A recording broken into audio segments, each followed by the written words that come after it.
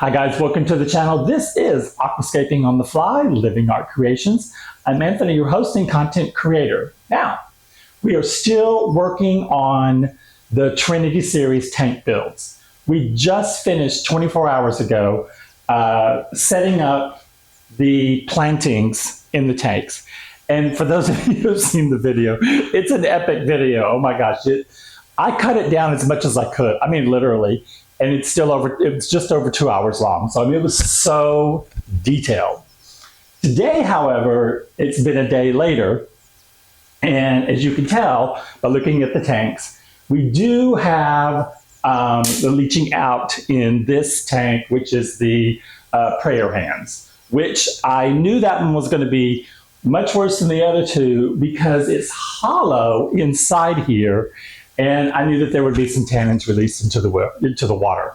So we are going to do a water change. And since this is all about DIY, I'm using this pump that's left over from another build. You can see it's still got like silicone all over it. I have 25 feet of this really tiny line tubing that I can't use for anything else. And it was so inexpensive that Amazon just said, keep it. So I've rigged it to hopefully, since it's not gonna have to hold pressure, it should be able to drain out the tank, and I'm gonna have it drain outside because I have a flower bed out there that I'm trying to grow moss in. And I thought, okay, this would be a perfect way to water that moss because this water is really highly levels of fertilizer in it. So I thought, okay, this will be a win-win. So if this works, we'll set this up. It'll take a while, but then that'll give us also a chance to talk about some other things I want to just hit on really, really quick while you can see how you're actually going to do real world. This is how you would do a water challenge. Now, you could also put something to where you can put it off into a drain, but since my patio is right here, I can just send it right outside. So let me get this set up, make sure it's going to work so you guys can see it, and we'll go from there. Okay, that was super easy. I plugged it in. It's running out like a champ because the tubing on it is super, super small. I've got it on high flow. Let me tweak it over here so you can see it a little better. Okay, see that? So the pump is just hanging out in there. This was in a build that was for a terrarium that had a waterfall in it. So I installed a inline switch, and so we can do more than a 50% if we want, because the pump will go further down in there before it even gets close to the switch. So the switch is, we don't want the switch to get wet. So let's talk about a few things while this is running that as newbies, or some things that I've ran into that maybe I either didn't expect or kind of was, caught a little back on. When I built the studio wall, the one thing that I was real cognizant about was the brackets that are holding up this shelf. Now, you can't tell from your vantage point, but the brackets that I ordered from Amazon, they were not all at the exact same angle specifically. And what happened was, now that I've got weight on that shelf, the tilt is way more than I can handle. It's almost a 1/4 of an inch tilt downward to the front. So I have ordered a small adjustable legs to stabilize that shelf. That shelf is not coming out. My walls here are much thicker than a regular 2x4 because I'm in a condominium development. So the walls are that plus half of that size. They're very, very deep because all your plumbing and everything runs through it. So I have massive studs going through the wall, and that shelf is going into the studs. It's not going anywhere. And each one of the brackets can hold like more than 300 pounds on their own. So there's no issue with that weight. The problem is because the braces are so thick, there's no tweaking it and making them do the opposite of what they're doing. because it would have been better if they would have been tilted towards the back, not tilted down to the front. Then I wouldn't have to worry about the tanks not looking level. So the whole thing about getting the legs is if I can just prop them up even 1/4 of an inch, which may be difficult, but if I could get them any to just give them a little stability towards the front side, then I don't have to worry about every time I'm touching the shelf that I'm getting this. See that? That's what I don't like right there, because that's what the shelf does. Because it is, when I put the braces in, I didn't want you to see them. And so it's really going the direction, that's why I had to bolt them from underneath. And so if I were doing it again, I would put more stock into making sure that if when they arrived, I would send back the package if all the brackets weren't exactly the same tilt. So the tilt really is the issue with the brackets. That's one thing about the build out. In part of the video, I figured out really fast that the lighting might be waterproof, because I think it was in this tank where the connector was in the water with the lights on, and I didn't realize it until much later, and I thought, oh my gosh, there was water also at the tube line itself. And so I thought, okay, well, they must be waterproof then, or maybe because they're plant grow lights and maybe they can be used with misters or something like that, then it is, specifically maybe waterproof. So that was one thing. Another issue, and I think I talked about it in the planting build, I had so much movement in my soil after the planting or during the planting that I lost my curvature of my substrate. So for those of you that are wanting to mimic this, if you want to make sure that you keep whatever curve you're creating, I would suggest doing a top off of something else, whether it's sand or gravel. Probably gravel would be better because it's going to be heavier, well, depending on how thick you would pour your sand. The reason I gave in the video is that I want to put shrimp in here, so I don't want something that's going to, be kicking up the sand and the sand looking dirty. When I see a lot of tanks that have been around for more than 6 months, you can see their sand is dirty because it has to be vacuumed and cleaned, and I didn't want to have to deal with that.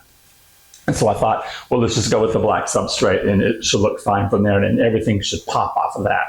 So that was one thing also that I had thought about. And then something I'm really proud about. So we set a budget for myself of $100. Could we do this on a $100 budget? The answer is yes. I did not skimp on anything. I got the plants I wanted. I got enough plants to give it a cohesive look all across the build. And I only went over $15 per tank. So each tank cost me $115, and that's from the ground up. That is everything we used in there. That is the cost of the tank, the cost of the lighting, putting the film on the back of the tanks. That's your root tabs at the bottom. That's your substrate, how many bags of substrate we used, and everything that went in there, every single plant that went in there.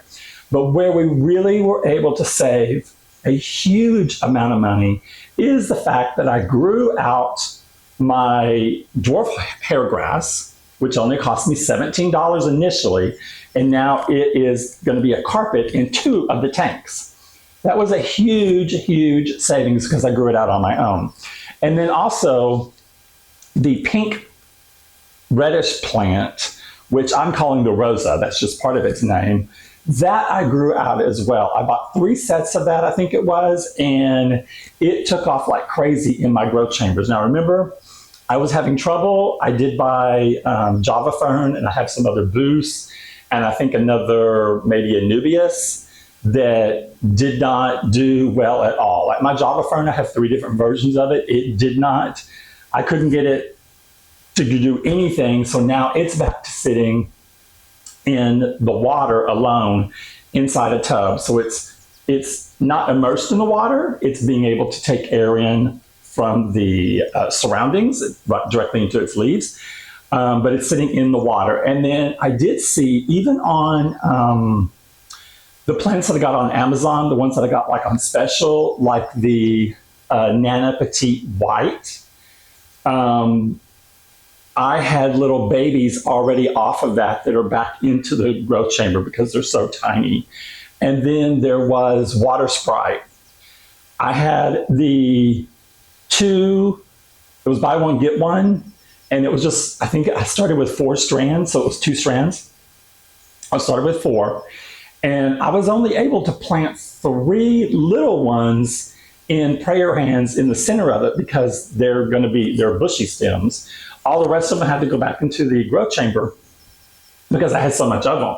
And so I'm really, really excited about the fact that some of the plants that I've grown it's been doing very, very well. Now, to the right, Bird on a Wire, the Boost, that was one order. That's a double order. Remember, we got that one from the Aquarium Plants Factory. Yes, 2 by 2 get 1 free. And also all of it, of the Boost, of that particular Boost, because it has white undercarriage leaves to go with the whitish theme and all the other tanks. It all was attached to that one branch that is the Bird on the Wire branch, except for one that's been placed in prayer hands. One of the Boosts is in prayer hands. And then also from that same online vendor, we got the Nana Pinto. And almost all of the Pinto went into prayer hands around the cluster of rocks. And then our one consistent plant, which carries our arc, what I call the arc process, which is the Anubias Golden.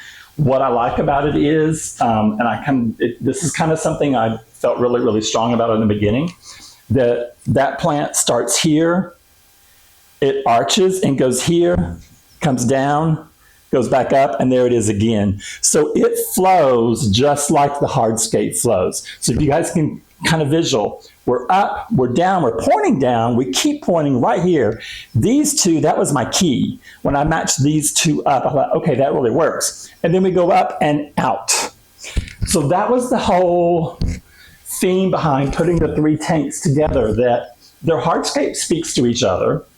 The rocks are in unison speaking to each other. We have the smooth, large ones in prayer. We transition to smooth, not quite as big in turtle. And in turtle has one big pitted rock. By the time you get over into Bird on a Wire, it's all pitted rocks and some that have little quartz in them. And so it's even the balance between not just the wood, but also the rock. And then where it kind of falls a little short is a substrate. So you can tell here, we tried to keep this similar because this plant and this plant are going to look like they're together. And then here to here. This is where it was harder because this is all dwarf hairgrass. And the soil just, rolls around. But so getting back to your budget. So the big thing with a lot of people not jumping into this hobby is because it can be quite expensive. That's why I specifically went with a planted tank with no tech. And I do want to put shrimp in it, shrimp and snails, but I want to give the plants some time to, do their thing before we introduce anything else in there. And I think I'm just going to do snails at first for quite a while just to see how everything goes. But it is definitely doable if you set aside a budget to where if you get like I did, get your tank on sale, use your inexpensive lighting, and here we're just using the grow lighting, and we're using it across all 3 tanks, and then just plan accordingly. Now, where you could save more money, because I used $22 per tank just in soil. If you want a planted tank as well, you can use soil from outside. You can use potting soil. You just need to cap it off with something else and put gravel down below it, underneath it. And you also would not have to have the expense of the root tabs. You could go with maybe just the liquid fertilizer, but I really want to have some lush greenery out there. And that's why I I put a lot of root tabs in, and that's why I wanted this specific lighting, because we're going with plants that have different coloring in them, and we want to bring out that highlight of that different coloring. So those are some of my first takeaways into how this is looking, and I think that kind of will give you guys a really good idea. I have not worked out yet how I'm going to handle putting the houseplants at the top of the tanks. I want to reuse some of my little plastic pots that some of the plants come in. I just don't know how I'm going to attach them. I haven't thought about how I'm going to do that yet. But I thought it was going to be a big deal to have the connection here. When these tanks are ready, like I did get a skimmer so I can skim the top off now. I want to be able to just push them right together as close as possible.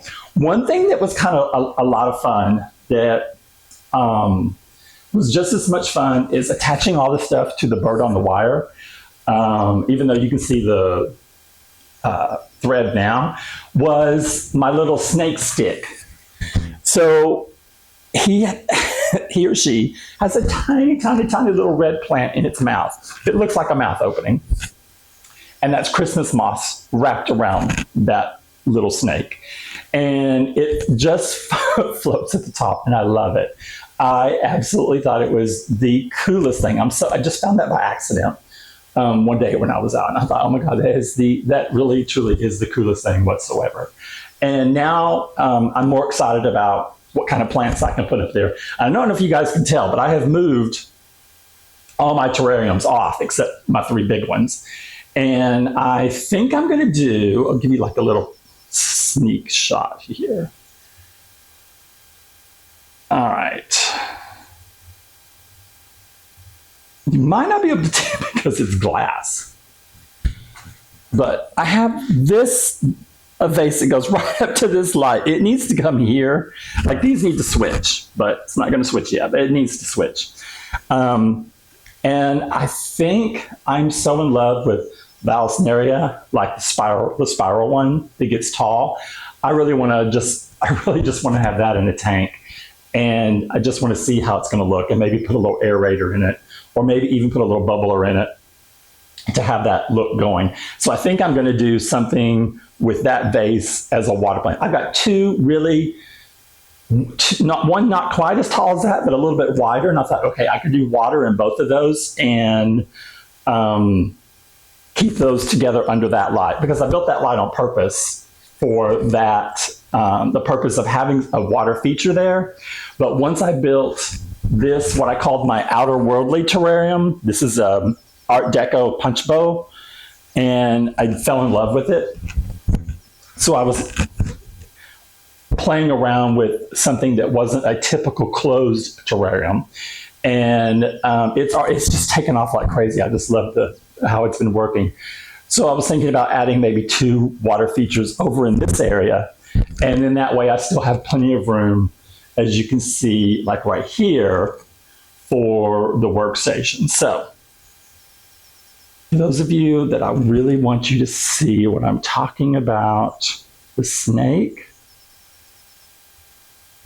his head is above water now. Call it a he. It's probably not a he. You can see the mouth open. All right, there is a tiny, tiny, tiny, tiny little 2-leaf little red leaves inside the opening that you can see right there on the left of the screen. And then the rest of him is wrapped in the Christmas moss. And I chose Christmas moss because I love the way it looks. It's growing out. I know that everyone else does all the other, but I'm sticking with the Christmas moss. I think it has such amazing texture.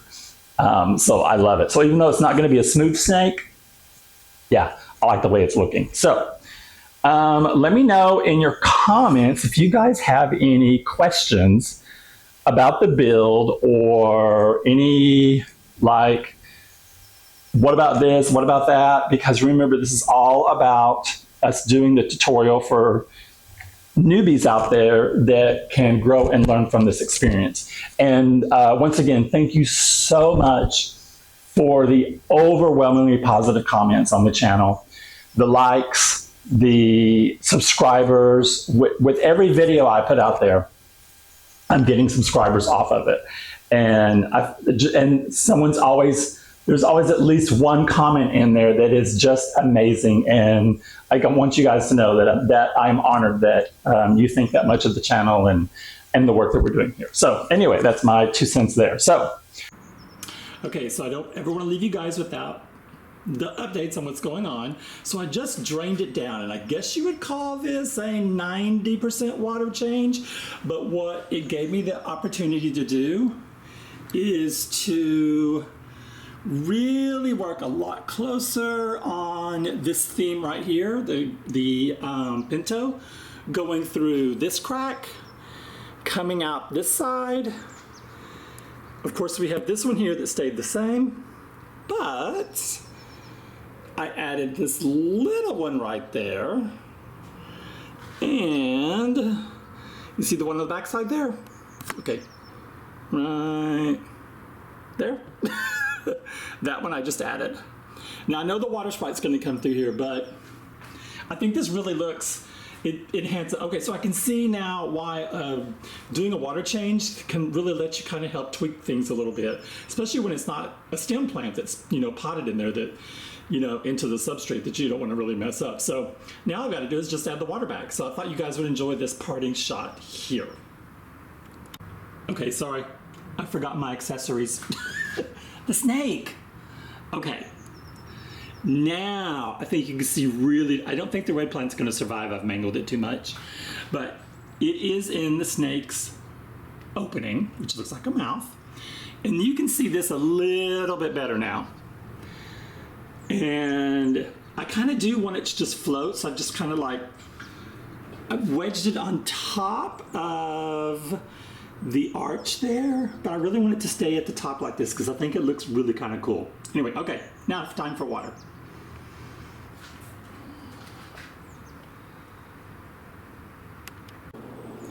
And now here we have the final look. So this is your first water change for prayer hands. Now you can see this is kind of more like how I wanted the stick to stay kind of elevated. It was floating before, and I think I kind of like it. I'm worried about the little plant in its mouth that I don't know, it may be dead already, but I'm kind of hoping that it'll kick back. I do love the fact now that we have this beautiful, really, really much better done than the first time. So this is version 2 of the Pinto in amongst the cracks. I think it adds so much more. It really, really does. Hey, can you see that? Look, the water sprite is just already shooting up. Yesterday, we couldn't even see it. Okay, when they said it's fast growing, if it grows like that, oh my gosh, we've got a weed on our hands. But anyway, hope you guys enjoy. I'll see you on the next video. Bye-bye.